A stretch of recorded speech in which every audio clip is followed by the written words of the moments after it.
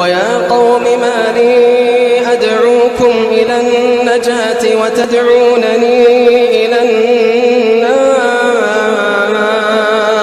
تدعونني لأكفر بالله وأشرك به ما ليس لي به علم وأنا أدعوكم إلى العزيز الغفار لا جرم أن ما تدعونني إليه ليس له دعوة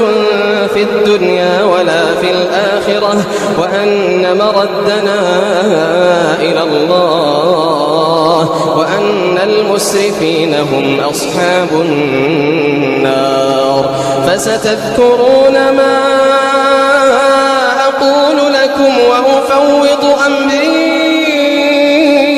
إلى الله فستذكرون ما أقول لكم وأفوض أمري إلى الله فستذكرون ما أقول لكم وأفوض أمري إلى الله إن الله بصير بالعباد